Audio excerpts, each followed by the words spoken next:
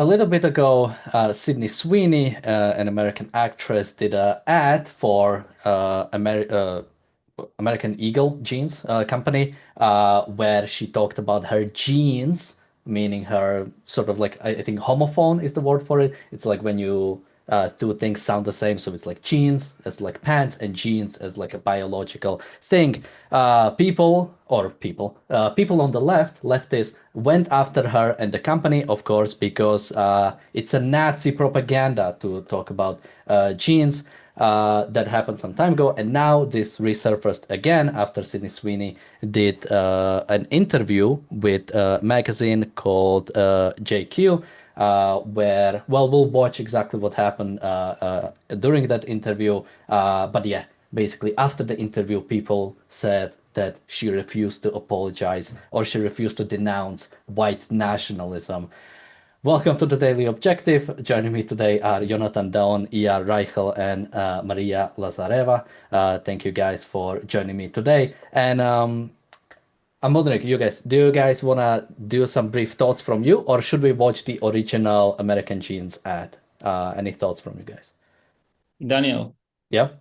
I think you should apologize. For what exactly? You've been creature phobic by addressing those creatures from the left as people. Yeah, I do have to apologize. I try to correct myself. I do not usually write these intros. I just try to go off the cuff, and sometimes I say wrong things. Okay, should we watch the original ad? Sure. Okay, let me pull it up. So I combined a few of them. I'm not sure if we watch the whole thing, but just so people get the idea. Genes are passed down from parents to offspring, often determining traits like hair color, personality, and even eye color. My genes are blue. Sydney Sweeney has very canes. I'm not here to tell you to buy American Eagle jeans. And I definitely won't say that they're the most comfortable jeans I've ever worn. Or that they make your butt look amazing. Why would I need to do that? But if you said that you want to buy the jeans, I'm not going to stop you. But just so we're clear, this is not me telling you to buy American Eagle jeans. Sydney Sweeney has very canes. You see what I did there, right? Maria, what did you? I'm not sure if you originally saw this controversy when it came Yes. out, but what did you think after seeing the ad or the ads? No, it was very hard to ignore the ad and everything that happened afterwards. Look, she's an attractive woman. It's a tongue-in-cheek ad. Uh, I don't know what American Eagle tried to achieve, whether they understood kind of what would follow from the ad. I don't know if that was their aim. Yeah, fun ad. I've never heard of American Eagle denim before. Would I buy their jeans? I think so. I think out of curiosity, I would like to see what their jeans would look like on me. Everything that followed afterwards is, you know, kind of the standard left-right divide. And as a spectator, somewhere in the middle, I think it used to be quite fun to see them go at each other. But right now, it feels so boring and so cliche and so predictable, the war that they have between themselves. Yeah, that's what I think about the ad and everything that happened afterwards. Yeah, it's I don't want to bring too much of other stuff into this, but it's interesting parallel of, you have the leftists calling everybody a Nazi, and then you have the people on the right, like Tucker Carlson, that cannot even call Nazis Nazis. I think recently Tucker Carlson went on and to say, in 44, it was wrong to assassinate Hitler. It was like a wrong thing to do. So, I mean, yeah, any thoughts on sort of the original ad and or sort of what even was the intention of American Eagle? Well, of course, their intention was to. So I think they were cashing in on the death of the leftist woke supremacy. I think the PR guys at American Eagles have noticed that people are sick and tired of this crap. So they said, okay, let's make an ad that will be a little bit controversial. We'll have a little, wordplay here, and enjoy, the meltdown of the left and their reaction to such meltdown. And I think it went really well for them. They got what they wanted. They got the meltdown in the left, and they got everybody with half a mind, at least, seeing the nonsense of such meltdown and appreciating the brand even more. And I do want to go into sort of a little bit more about the company itself, but Jonathan, any of your opening thoughts on this? Yeah, this was all over Israel, by the way, as well. Like you could see it on bus stations. So this was a huge international campaign. And I guess that's what qualifies two Israelis here on the show to talk about this subject. We're very much involved with this. We can't ignore the fact this is a genius ad. It's one of perhaps the most genius ads ever. We're still sitting and talking about this, about American Eagle, about their jeans. For how long? When was it aired for the first time? I think months ago. That's incredible. So the creative people, the marketing agency, the ad agency, whoever they took there, they did a great job. I'm sure it got them a lot of business. At the end of the day, American Eagle's responsibility is to sell their product. So I think they've done very well with that. So good for them. As far as I'm concerned, I think their product is subpar. I think jeans are minors' clothing. They're not meant for business wear. They're not meant for day wear. Perhaps something you can wear on the weekend in a casual setting, but it is not. It should not be a main thing you would wear when you go to work. Unless you are a miner or you work in construction or things like that, then it's more understandable. It's more utilitarian for that. That's what it's meant for. Another thing that's stuck when I was forced because of this episode to go and listen to her interviewed and to see this ad, she's insufferable. Like her voice, I can't stand it. She's so annoying. But that's just besides the interviewer or both. They speak in this hideous accent. It's very hard for me to go through that, but that's not really a philosophical point. And I would add that, but we'll go to the interview later, right, Dan? So I have some more to say about it later. Okay, yeah. Yeah, so by the way, the original campaign actually launched in July 23. So we are, that will be 4 months later, and it's still happening. Okay, so let's go into the company itself, because I think there are, or not necessarily companies, but I think there are brands that are associated with neo-Nazis. I'm not sure how familiar you are with this, but like a company Lonsdale, it's a UK company, and especially neo-Nazis used to wear, because if you look at Lonsdale, it has like NSDA in it, so it became like appropriated by neo-Nazis. The company itself spoke out against it. They wanted to go against that. When it comes to, I think in America, you had the company Fred Perry. They had these like polo shirts, and Proud Boys adopted that, and Dave went against it. The company went and said, okay, we do not want any association with this. But the fact is, American Eagle didn't have any like neo-Nazi connections that they are like winking towards. This is not like a dog whistle.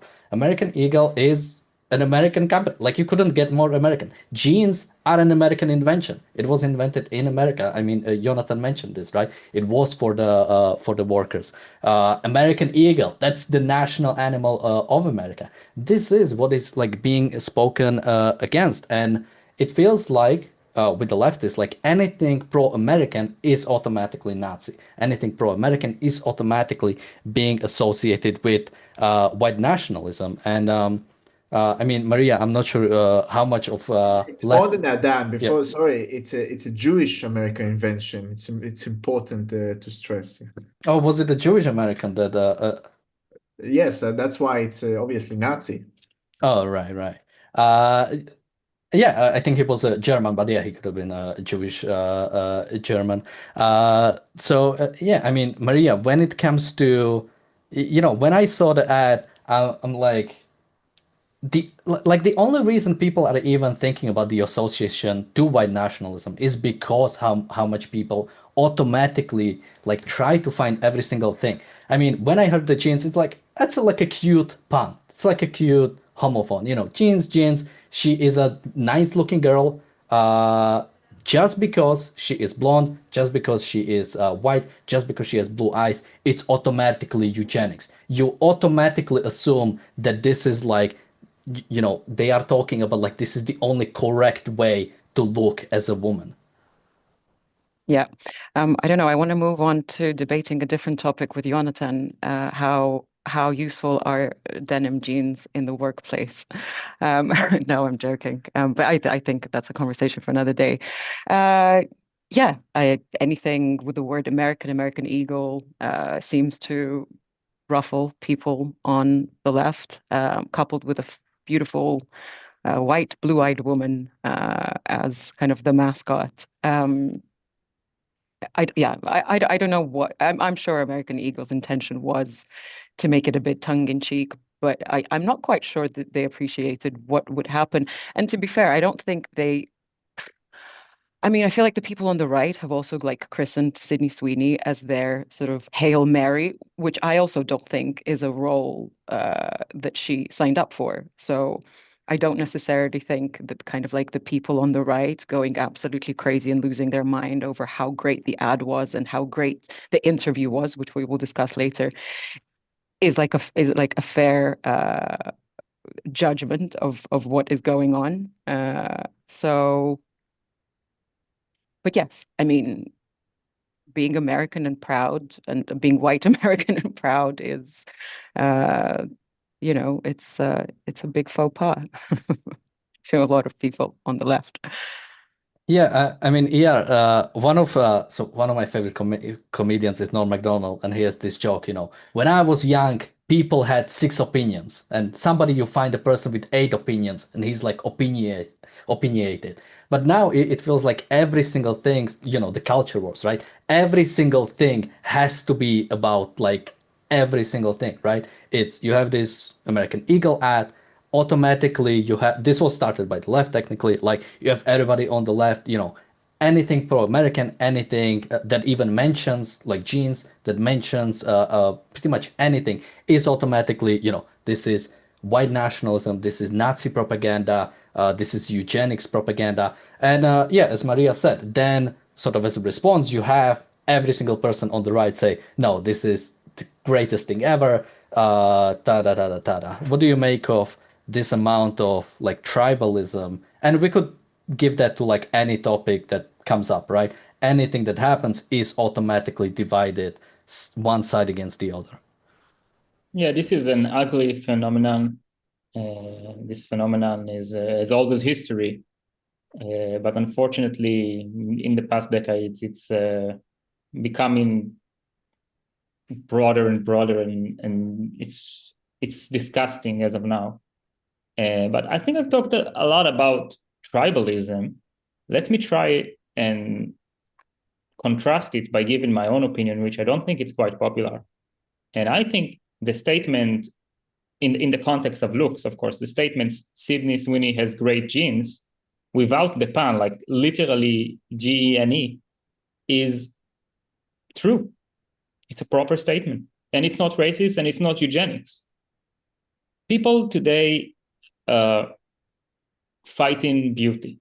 People today trying to define beauty as non-objective, as subjective, which means only personal, has no connection to reality, has no connection to men's nature.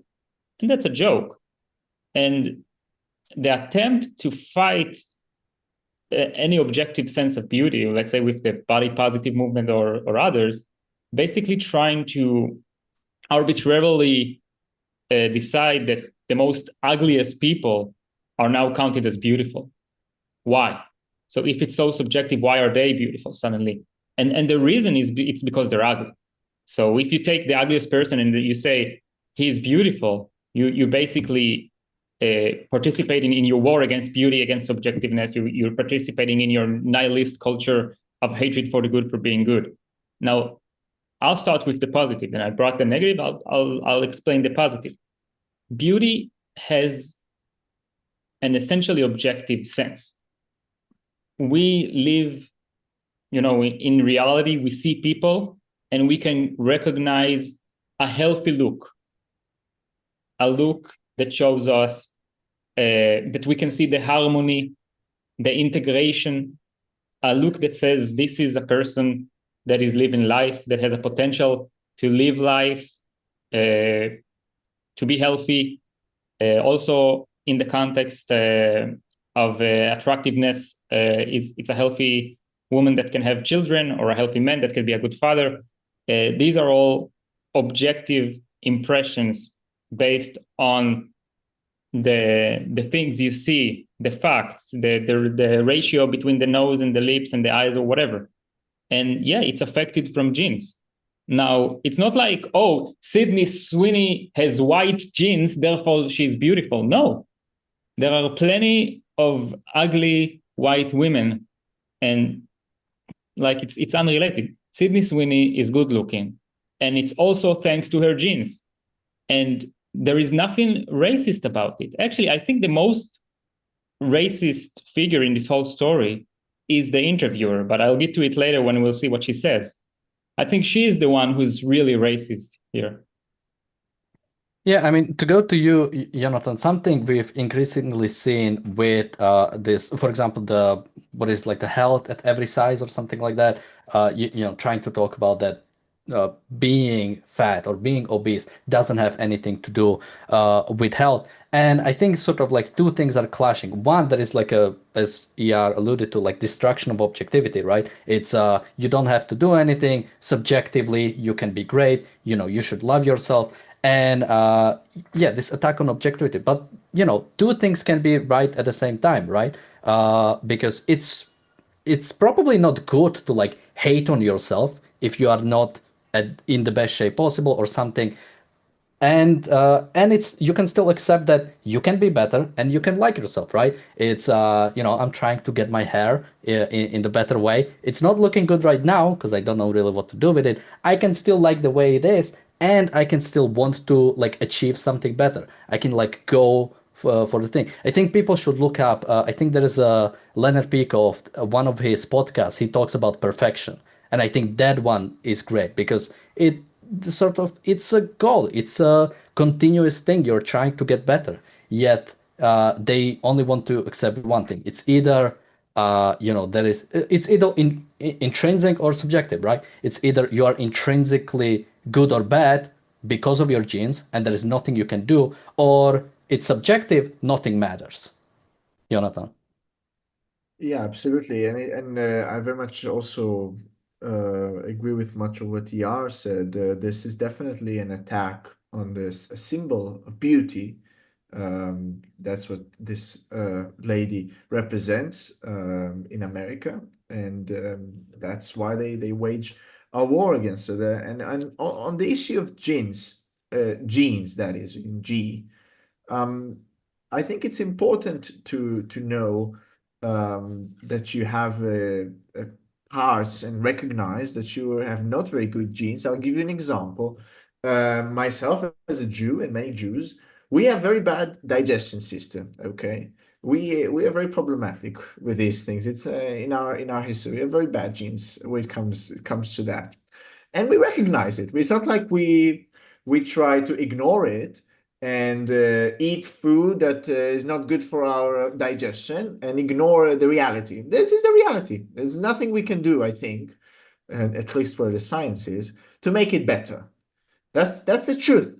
And this lady, she has good genes when it comes to her looks. We don't know about her genes when it comes to digestion, for example. We don't know about other aspects of genes. And there's nothing wrong with saying that you have good or bad genes. The problem is to say this is of political maxim that because a person has good genes, he is morally superior, and that is a separate issue. It doesn't have to do this. This was clearly an issue of aesthetics, and these people on the left who are attacking her are trying to make it a political thing, and that is well, they always always try to do with these things, and also they should know about Nazi propaganda if they talk about Nazi propaganda, because they also always, many of these people seem to really like a lot of actual Nazis, such as people that support Palestine. So they should know about this, and just if they have nothing to contribute, um, just focus on not wearing jeans to begin with, not making a big deal out of jeans or of beautiful women, but just worry about more important issues. Yeah, I think sort of like the recognition of, I think Ayn Rand would say it, like metaphysically given and man-made, right? It's some things, like your genes, are sort of set in stone, and they might, you know, sort of influence what paths in life you can take. Whatever I do, I'm 5'6". There's not much I can do. I'm probably not going to be great at basketball, but I can still, play it. I can still enjoy, and I can do many other things in life. Trying to say that genes sort of determine you, again, it's not Sydney Sweeney or the American ad that are claiming that genes define you as a person. They just say, no, if you have good genes, you have a higher chance of being aesthetically pleasing. But let's look actually at the interview. Although, well, let's actually go to just for the, if you all watched the whole interview, let's go to Maria. If you have some overall thoughts from the interview, and then I have two clips specifically that I wanted to play. One just for me because I liked it, and one that was played everywhere. Yeah. I found it a very boring interview. I didn't enjoy it at all. I appreciate that this was a glossy magazine interviewing a celebrity, and it wasn't, there's no way that this would have been like a deep, hard-hitting interview. Sydney Sweeney has a PR team that probably vetoed the way that the questions were structured. I think GQ tried. They circled around the question they really wanted to ask her. So as far as the journalist and the interviewer is concerned, she failed. But I also didn't like Sydney Sweeney in this interview either. I've seen the memes of her stone cold face and her sort of like unfazed look. That's all funny, great. But I actually think she could have been like way stronger, way more proud. I wish she didn't play stupid in the interview. She kind of said, "Oh, jeans, I love wearing jeans," and it's like, this isn't the question that the interviewer is asking you. The interviewer is asking you something else, but you're also circling around the answer. So, as far as an interview is concerned, boring. But given the domain in which it operates, yes, Sydney Sweeney 1, GQ 0. She's a great actress. Maybe she generally wasn't unfazed by the interviewer. She probably also has great media training. Probably all those things are true. And so, yeah, she probably came out stronger. But I will say, though, I feel like even if she was apologetic at the interview, it just wouldn't have made a difference to anyone. The left would have still been losing their mind and calling her a white supremacist. Yeah, so when it comes to my general thoughts of the interview, it started sort of nice. The interviewer, Catherine Stoffel, I think it's read, she talked to her about her new role in the movie Christie, which she also directed, because unfortunately Christie had a very bad outcome in the box office. I mean, I didn't even know the movie was coming out. I had no idea, and that's pretty much everybody's reaction. They had no idea that a movie is even happening, but they talked about that.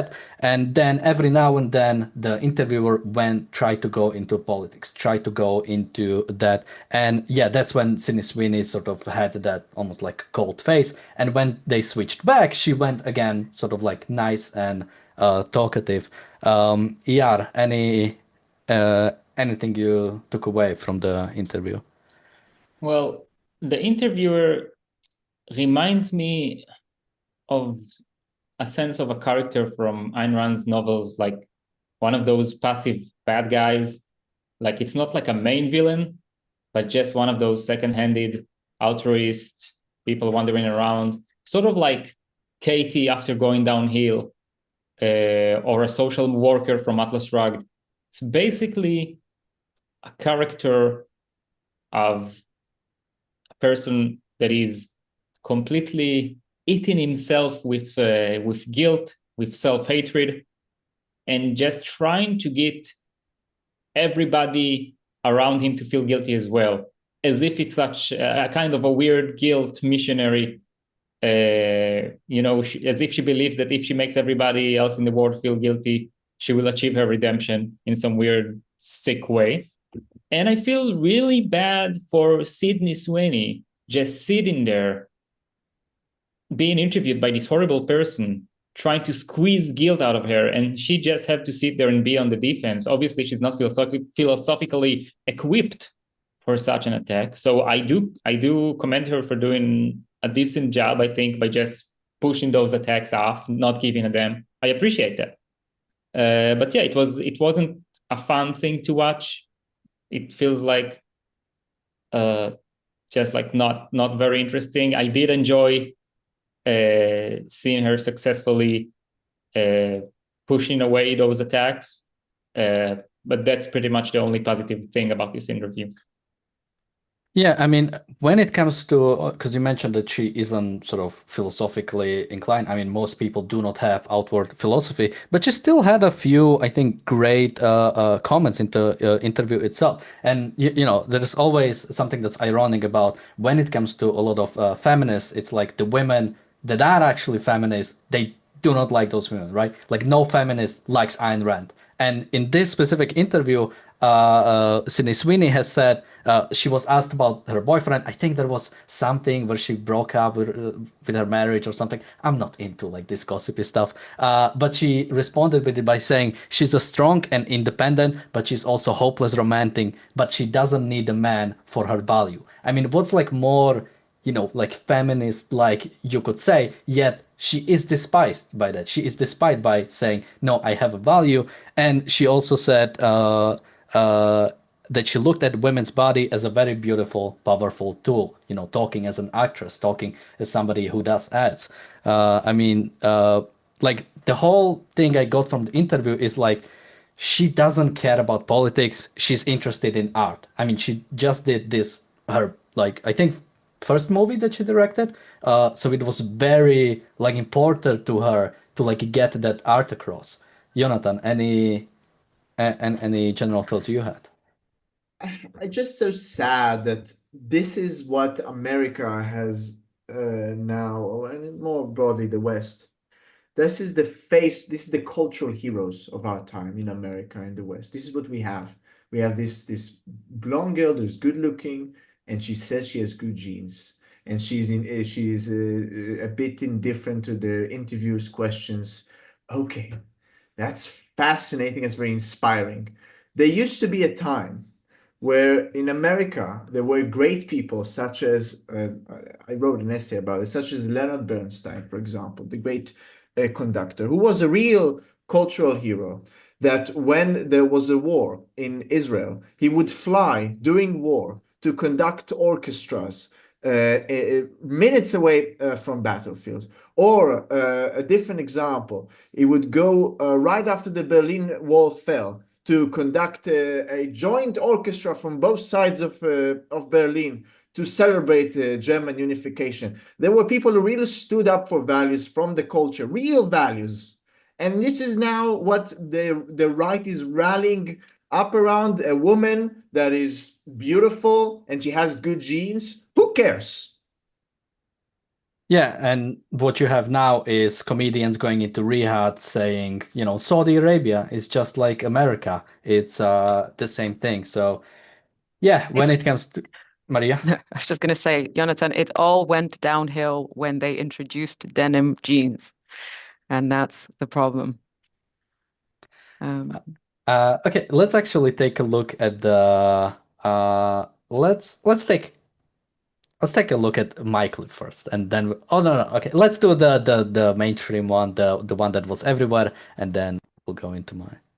The criticism of the content, which was basically that maybe specifically in this political climate, like white people shouldn't joke about genetic superiority. Like that was kind of like the criticism, broadly speaking. And since you are talking about this, I just wanted to give you an opportunity to talk about that specifically. I think that when I have an issue that I want to speak about, people will hear.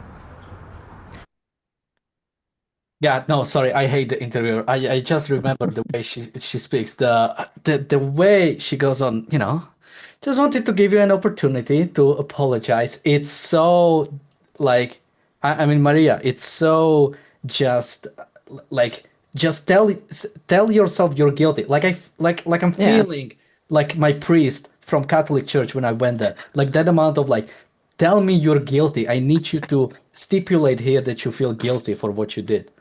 Yeah, no, absolutely. And yeah, no, Sydney Sweeney carried herself really well. One of the best things that she said in the interview, well, two of the best things that I like that she said, was that, when I want to speak about something and I want to be heard, I will be heard. I think that's not often something you hear from celebrities. So that came across again, like with the very little that we have to play with in terms of how good celebrities feel about themselves. This is probably one of the stronger points.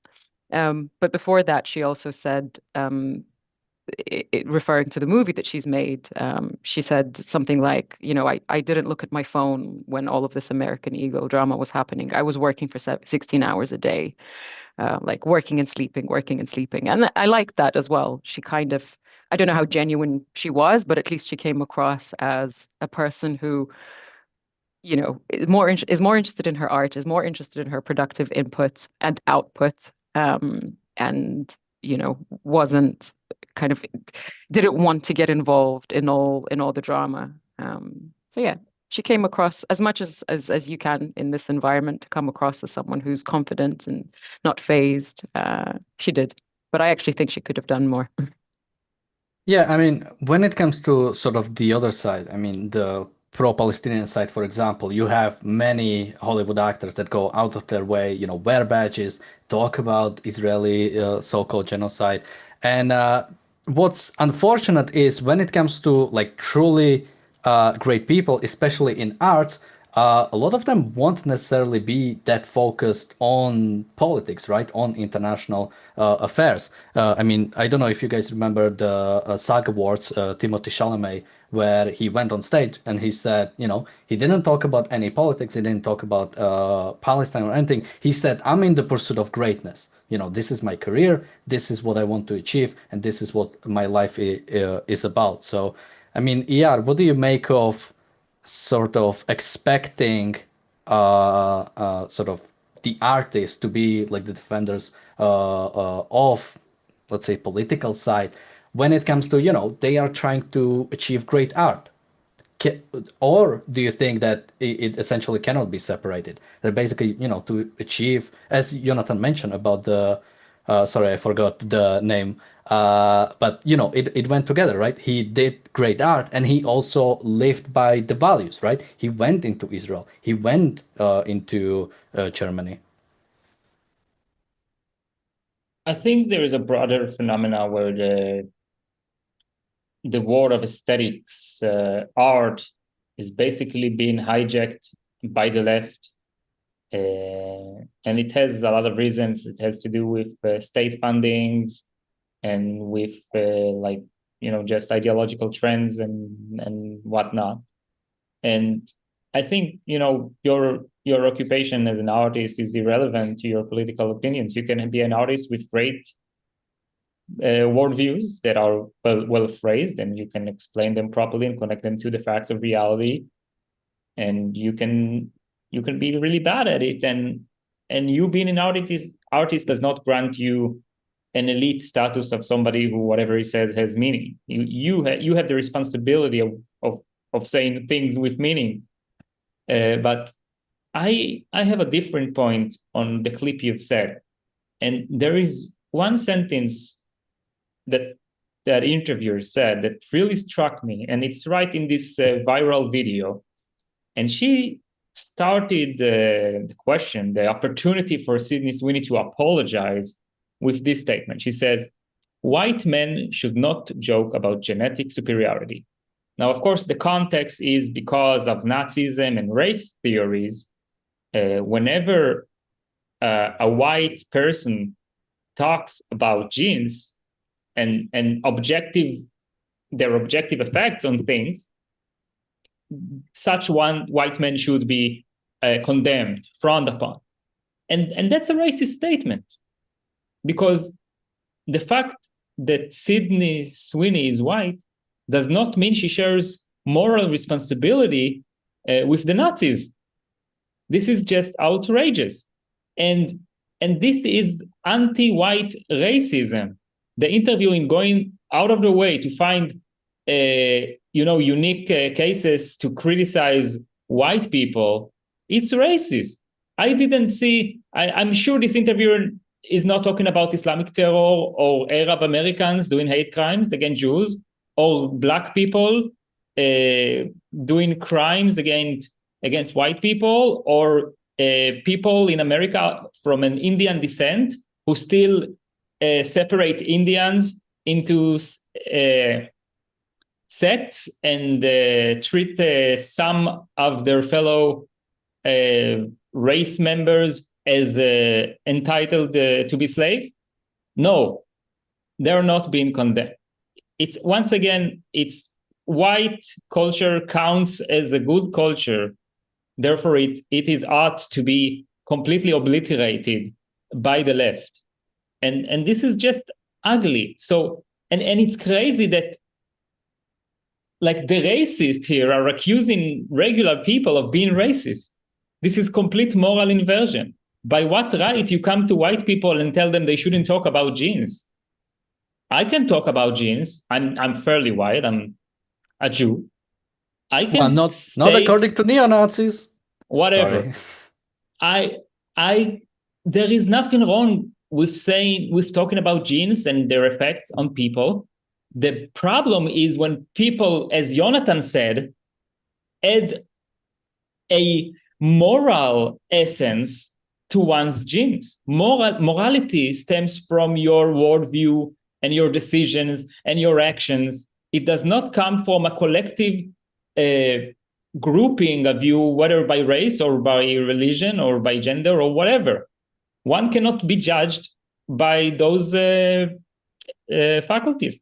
And this interviewer has no right to judge Sydney Sweeney for being right or for doing things that other races, like she says, it's completely moral. But when a white person does it, it's God forbid. So it's just ugly. It's racist. It's an ugly phenomenon.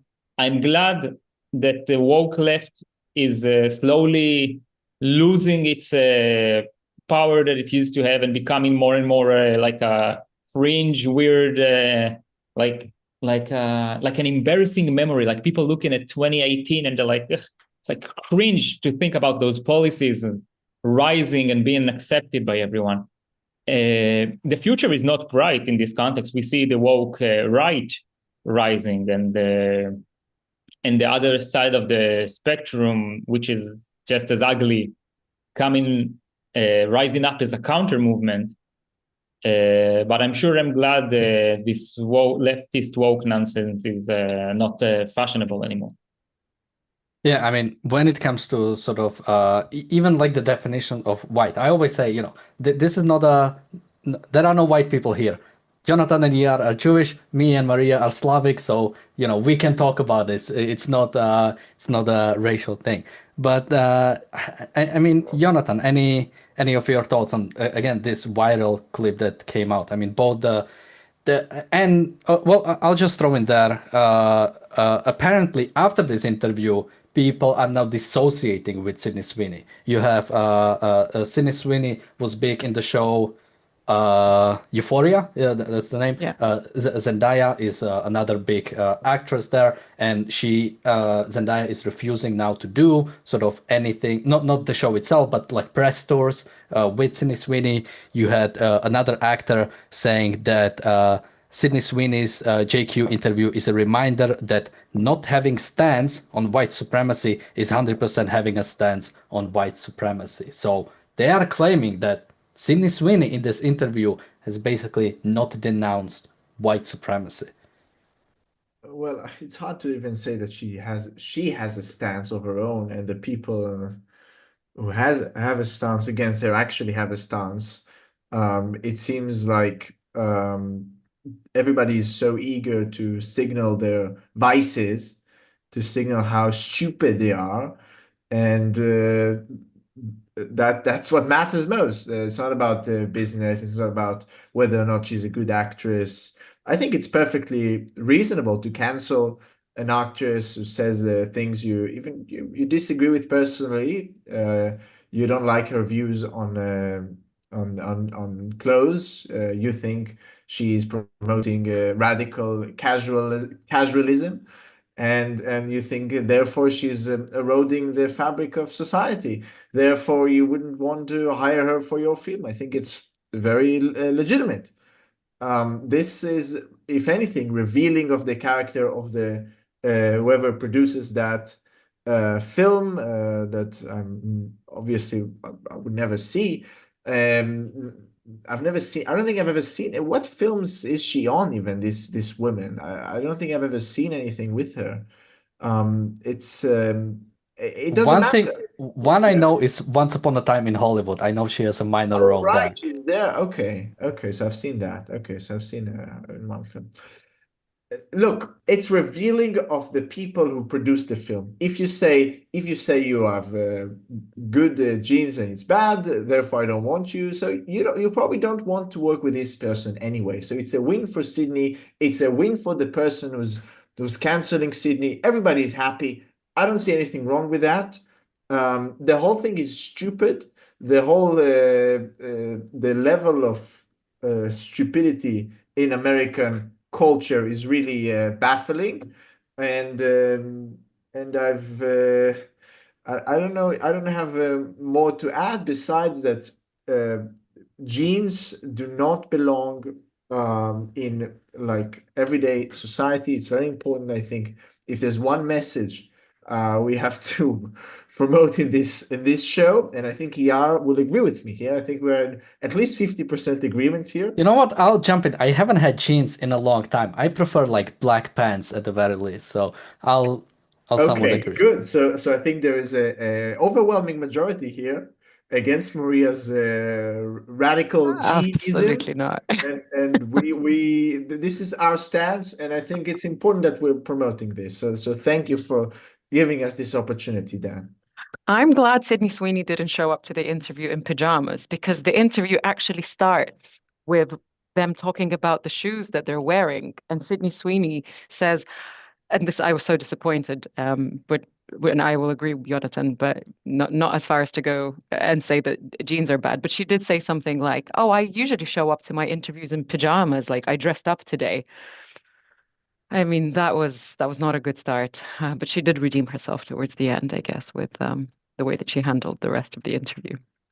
Yeah, and Um, Maria, we talked a little bit before the show went live, and you talked about how she was kind of vague, like she kind of like Sydney Sweeney knew what she was like trying to ask her, the interviewer, but she didn't really answer this. She answered in a really vague way, and I was thinking about it back then because on some level, if I'm asked for like a, I don't know if we want to call this series interview, but let's say a series interview, and somebody like asks me directly like if I'm racist, I would be offended. I mean, I haven't given a single ounce of something to give somebody a reason to ask me if I'm racist or any other sort of thing. So on some level, if even if the interviewer straight up asks in this video, like, "Are you a white supremacist?" I would be like, how dare you like ask me that? It's I don't have to go and every single day like go and say, just so everybody knows, I'm not racist, I'm not anti-Semitic, I'm not whatever, homophobic, whatever. So yeah, what did you make of that specifically part?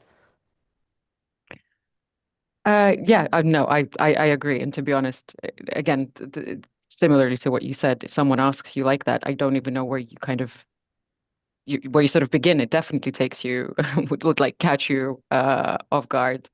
Um, I don't know if the interview.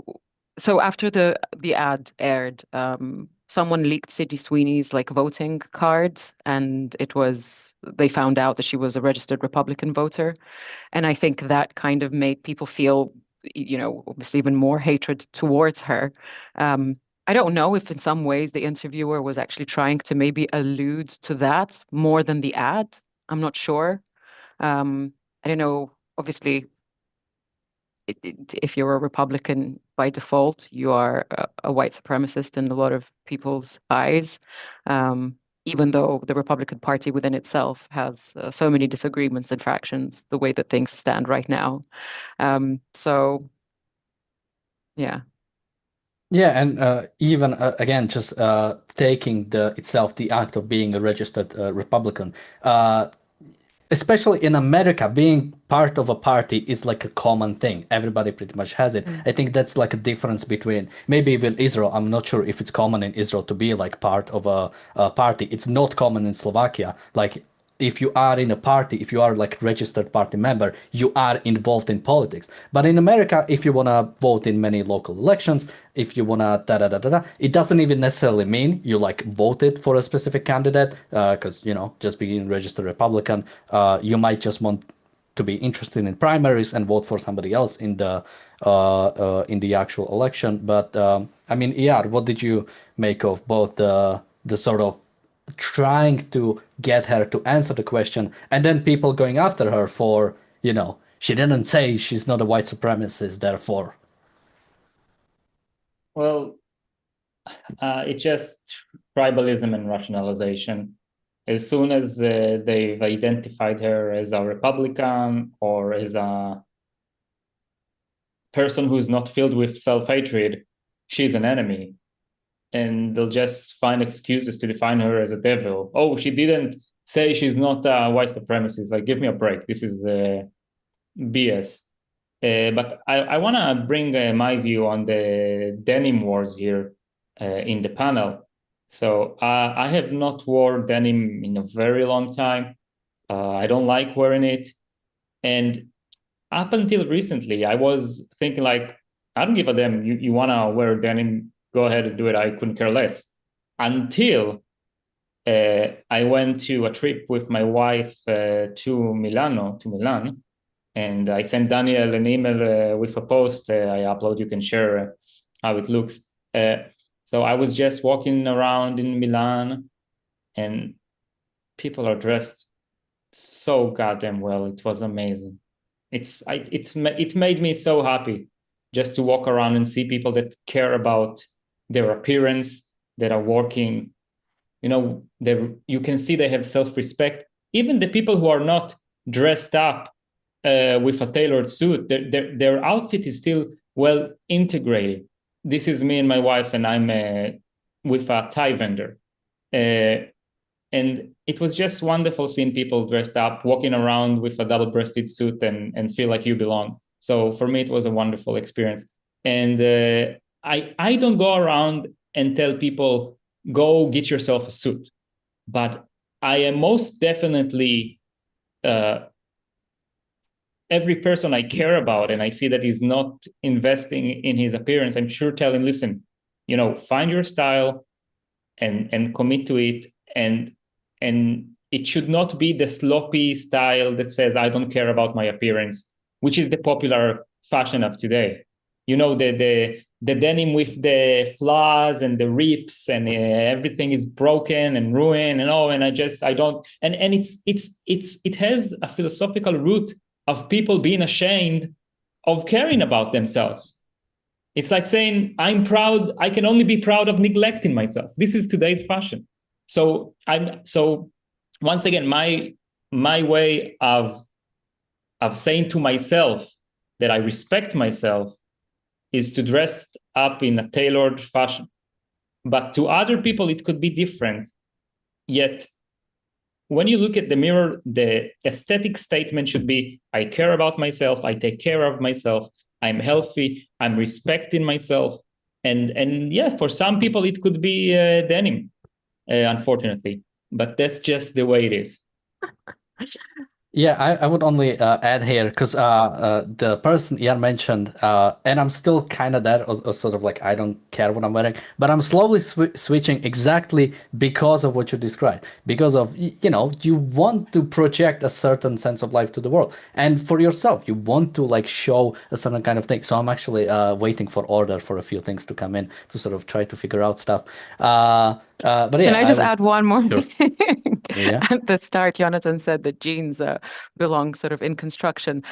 I don't know where that comes from. Have you tried squatting in a tight pair of jeans to take a measurement or something like that? I can't see how jeans belong in construction. Where did that come from? That's their origin. Yeah, this was clothing But they're for. so uncomfortable. No, Yes, but they they were are very rugged, very durable, and the Fine, fair That enough. the silhouette of the original jeans is less skinny and a little bit baggy. it was So, very baggy, and they would wear it very high-waisted with suspenders. Mhm. So it's I assume Jonathan would say that wearing a skinny jeans is a double crime because it's not the jeans used to be functional. Now it's like an unfunctioning jeans. That I would So agree with. okay, so we're all in agreement then. That's good. Yeah, But and it it's has a not lot for of And it it's has a lot of like like art like art, what would you describe it as? Like things from the past that kept like the pocket for like your pocket watch that's still like being made on jeans. And it's like, okay, maybe some people have it, but it should be practicality first. It should be everything should be made in I the certainly wear my pocket watch okay. Well, with that in that little coin pocket, which exists on suit trousers as well, by the way. But yeah, actually it's a nice heritage detail on jeans, the coin pocket or the yeah, I think it's called the coin pocket. I think it's important this discussion that TR started. You can see throughout history, it's not for nothing that at a time where we had much more rational values, much more pro freedom, much more pro Western civilization. Art was much better when we had actual cultural heroes, like the example I mentioned with Leonard Bernstein. People dressed much finer. It is not a coincidence the way people are choosing to present themselves is in a way an application of other philosophical premises that this society holds. And if the society sees that beauty is bad, we should not celebrate if we have good looks. We should not display it proudly. We should not optimize our clothes in a way that showcases our physicality in an idealized way. Then obviously we should be wear baggy clothes. We should wear oversized things. We should be wearing cheap recycled materials. This is all a symptom of a society in decline, and in somehow people see it as virtue. Somehow people see it the fact that they wear these disgusting recycled stuff over baggy like monstrosities. They see it as an example of beauty. Shows you how far we've gone, and it's very important that we're now having this discussion because maybe now it will finally change, but it won't because it's a result of the philosophy. So we have to change the ideas in the culture so people dress better. As a matter of fact. uh maybe I'll throw this to the panel. Somebody says it's also a reflection of people's budget. Good fashion costs big money. I don't think I That's agree with rubbish. that. Rubbish. You can find, and there's a lot of material on that online. You can find vintage, secondhand, extremely high quality things for a very affordable price. Much more affordable than what people are buying their cheap denim from American Eagle for. I can tell you that it'll run you for a much longer time, and it'll be much happier. You'll be much more successful at everything you do. So look into vintage wear if cost you think is a constraint. It really isn't. Only constraint is in your mind. That's the only thing that prevents you from dressing better. So I did have one more clip, but if we all want to comment on it, we would have to go like 5 minutes over. Are you guys all good with that? Going like 5 minutes over the hour? Yeah, it's a Jonathan? very important topic, Yes. obviously. Okay, let's watch the clip I picked. You've made a really good case for keeping your thoughts and your life separate from that work. But the risk is that, there's a chance that somebody will get some idea about what you think about certain issues and feel like, I don't want to see Christy because of that. Like, do you worry about that? No. If somebody is closed off because of something they read online to a powerful story like Christy, then I hope something else can open their eyes to being open to art and being open to learning, and I'm not gonna be affected by that. Yeah. So I really like this part. It's like, again, the interviewer, God, I hate her. She goes on like, oh, what if somebody thinks of something you say, they'll project you in a certain way?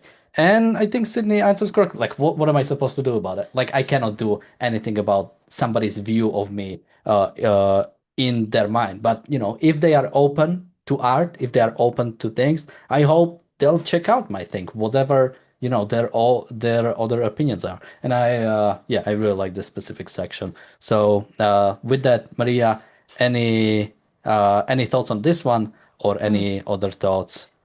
Yeah, I think the interviewer was sort of alluding to like, well, aren't you scared that you might be canceled? This kind of almost reminds me of like the Fountainhead, sort of like, aren't you worried that your opinions are going to land aren't going to land well with people and you're going to become a pariah? So she's almost like threatening her. And Sydney Sweeney's, but to be honest, I think her response is the only response that made sense, regardless of how she genuinely feels. I think, what else is a person to say other than, look, some people are going to watch my movies and other people won't. And, hopefully, hopefully maybe they'll change their mind, or hopefully something else will open their mind. And so, yeah, I think as far as her answer is concerned, it's the only thing she could have said that would have made sense. Can people follow you somewhere? Is there anything you'd like to promote, Maria? Me? Yeah. No. Jonathan, any last thoughts from you, and where can people find you?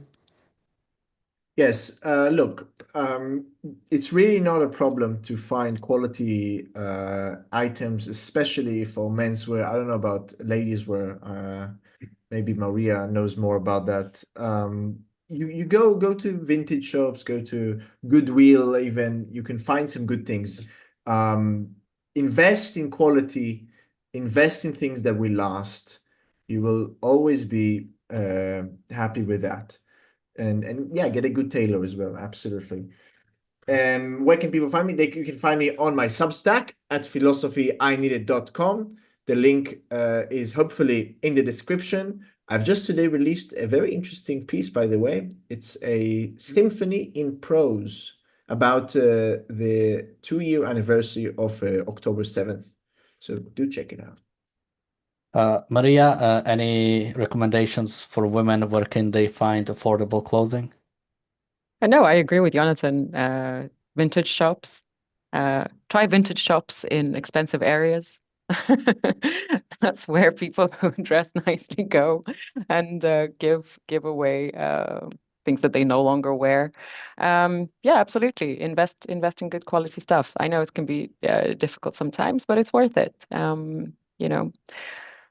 Yeah. Today is Casual Fridays at work, hence my more casual attire. I do wear a shirt Monday to Thursday, but on Fridays I like to take out all my casual wear, which also deserves to be seen by the world. But no, I agree with the sentiment that what you wear is the image that you want to portray in the world. Today's image I'm portraying is a homage to the 90s with a t-shirt over another t-shirt. And yeah, any last thoughts from you, and where can people find you?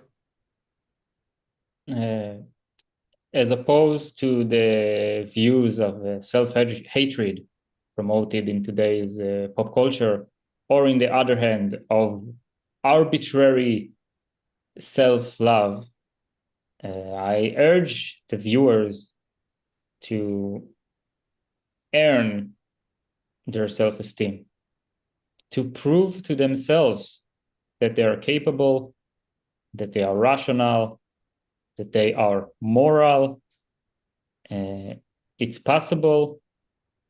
It's very rewarding to actually love yourself for who you are for real, and not just because you've decided that you want to love yourself, but because you've earned it. And that is the key to a happy life. I am Iyar Reichel. I'm an associate of the Ayn Rand Center Israel. Please visit aynrand.org.il/about to learn more about Ayn Rand Center Israel. And I am a leading member in the Victory Now movement that offers a plan for Israel's victory and the moral basis for it. And our book is just around the corner. We are so close to releasing it. It's just a matter of, I think, no longer than a week. Worst case, it will be a week and a half, but the book is about to be out. So if you're interested, please visit www.victory.now. And with that, thank you guys for joining me today. Thank you everybody for watching. We'll be back tomorrow with another episode of The Daily Objective. Until then, bye-bye. Thank you.